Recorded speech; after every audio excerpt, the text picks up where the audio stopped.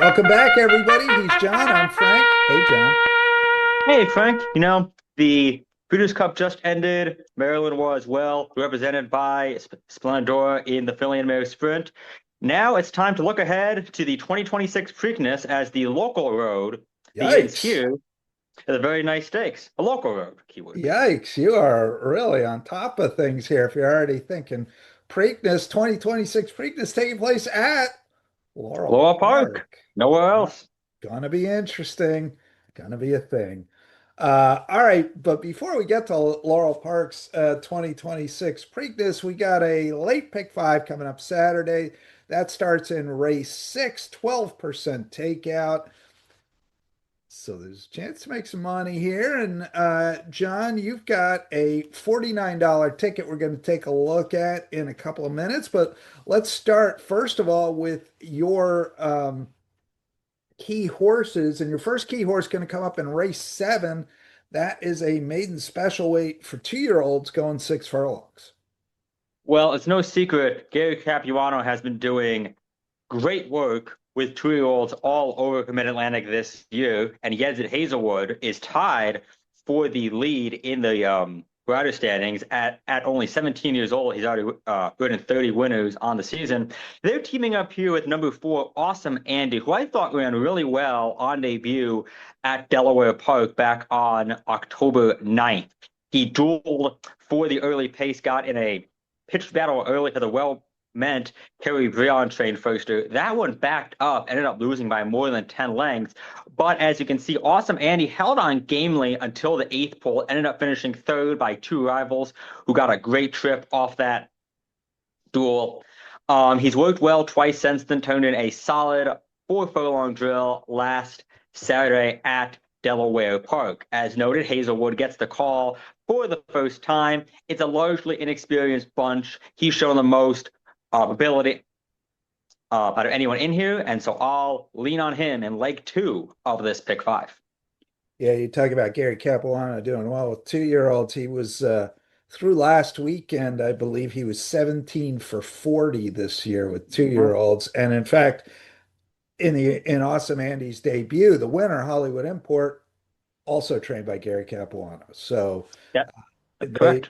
have been doing well. Now, you got a couple others you could look at here, including Hometown Bound, a $350,000 firster by Mitoli for Jorge Duarte. You've got Matt's has a first timer. Trombetta's got one out of In the Navy now. So you got a couple of decently bred firsters. Even Rebel Prince for Lynn Ashby, half to a winner of the Dover Stakes a couple of years back. So a couple of, decently bred horses in here that you don't know. They could be all right. Are you concerned about that at all? Or you think the experience edge, and that was a good debut, is going to take care of things here? I will happily fade both the Duarte and Trombetta firsters. Trombetta not that great with his first time starters, especially on dirt. Duarte has been just ice cold at the fall meet. He's 0-4-11. Many of those losers coming at low prices. I do think Rebel Prince is a bit interesting. I picked him second. The firster I'm most interested in is number 1, Mythical Magic for Justin Nixon out of the Win Early Sire Munnings. Nixon also trained his dam. Hibiscus Punch was a solid allowance level sprinter. This one has worked well over the past few weeks, gets Carlos Lopez aboard. I'm interested to see how much action this one takes because I don't think I could use him on a main pick five ticket, but on a backup, he's certainly worth including. Hibiscus Punch actually won the Fritchie, if I'm not mistaken. You are correct, actually. So she was a bit more than an allowance class runner. I sold her a bit short. Still a very nice horse, and I think this one could be just as nice. All right, that is your single there is going to be Awesome Andy, number 4 for Gary Capuano, Yedza Hazelwood in the irons. Heading to race 8, where your next key horse is. This is the Smart Halo Stakes, 2-year-old fillies going 6 furlongs on the main track. And your key horse going to be the one horse here, Just Filtered.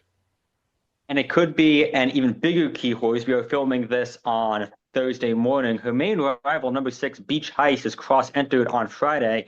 in a stakes at Aqueduct, so we'll see where she ends up going. I like Just Filtered a lot, regardless. And if Beach Heist, who broke a maiden easily at Keeneland last out, does not run, it'll make me even more excited to bet Just Filtered. She's by the very regal, slow, and steady family. All 11 of her siblings are winners. She's already a two-time stakes winner on the year, beat Superstitious twice at Colonial Downs over the summer, once on dirt, once on grass. Superstitious came back to win the Maryland Million Lassie in her next start. Just Filtered probably would have won Lassie too, but her owners took a bit of a swing, went in the matron stakes at Aqueduct on grass last time out. Didn't have a great closing kick, ended up fifth. Might have been a bit too deep waters for her at this point in her career. Now she's coming back to her home state, switching back to dirt, has great tactical speed on the inside. She's already won here, broke her maiden in a very impressive effort back in mid-May. I think she is strictly the one to beat as she tries to ice her Maryland-bred two-year-old filly championship. Are you concerned at all that the video that we put up here is a nice looking win where she really quickens nicely in the lane in the Dolly Madison, but that was on turf. She's got back-to-back turf races now coming back to the main track. Any concern with that? Not at all. I think she is just as adept on grass or on dirt rather as she is on grass.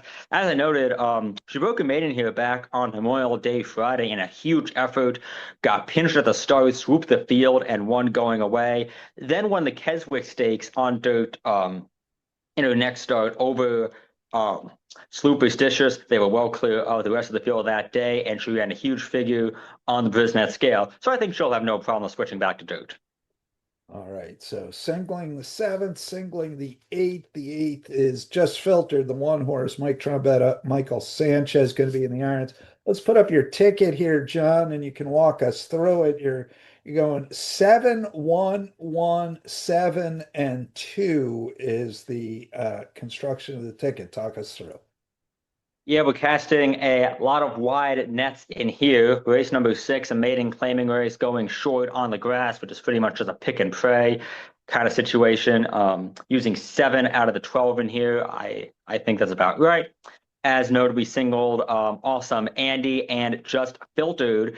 The male equivalent of the Smart Halo is the James Lewis, a field of 11 going 6 furlongs, going 7 deep in here, including Hollywood Import, who beat Awesome Andy um, in his debut, albeit with a great trip. Thrown in a few interesting long shots in there, including number one, Star Sweeper, who tried to go a route last time out, didn't do much. Think we better sprinting, and the 5, Wild and Crazy Guy, who I thought looked good winning against Jersey Bred's 2 stars back. Both of them are going to be huge prices, could really shake up this sequence. And then in race number 10, Maiden Claimers on the dirt will use, I think, the 2 logical runners. The 1, Destination, a maiden claimer for Brittany Russell. Nobody ever got rich betting them, but they're very hard to beat. And we'll also use number 2, Valerie Street, who just missed in her last 2 starts at this level. I have a hard time believing it won't be one of those two because nobody else in that field has much form. Yeah, no, nobody has shown that the level of talent they both have. I mean, Destination, your top choice there was third beat 2 lengths in maiden special at Colonial Downs, now dropping all the way down to 12.5. So certainly it's going to hold the class edge. Right, and I've seen plenty of times where I've seen Brittany make this kind of move, and you're like, I don't know, it's kind of suspicious, and then the horse wins by 10. So I am not going to overthink that too much. I think you got to use this filly. All right, $49 ticket. John's going 7 in the sixth race. Sixth race is the kickoff, the late pick 5, 12% takeout at Laurel Park. Post time Saturday, early post now. We've moved to 12 noon Yeah. first post at Laurel. Um, so you're going 7 deep in the sixth, single the seventh, single in the eighth, 7 in the ninth, and 2 to close things out in the maiden claimer. That is the nightcap. All right, John. Good luck, my friend. Thank you.